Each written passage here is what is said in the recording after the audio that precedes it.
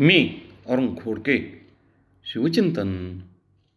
इतिहासाच्या विस्तीर्ण क्षितिजावर अनेक साम्राज्य उदयाला आली आणि लयास गेली, परंतु कर्तव्यनिष्ठेने रयतेची अखंड सेवा करणारे स्वराज्य निर्माण केले ते फक्त श्री शिवछत्रपतींनी.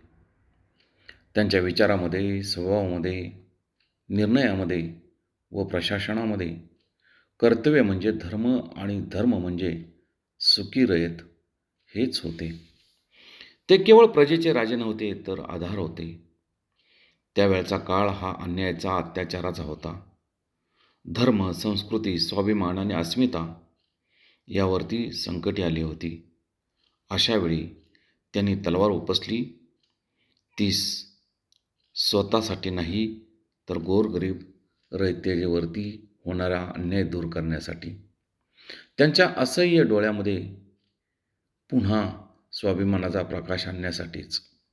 म्हणूनच आजही मराठी मुलखातच नव्हे, तर हिंदुस्थानच्या हरेक तरुणांच्या हृदयामध्ये श्री शिवछत्रपतींचे स्थान अजोड आहे.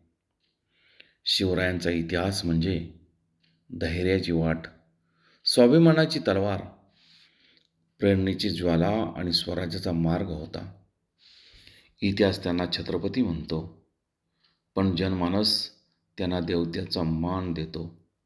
कारण अशा व्यक्तीचा जन्म काळाच्या एका क्षणी होत नाही, तर तो होत असतो तो समग्र राष्ट्राच्या हितासाठी.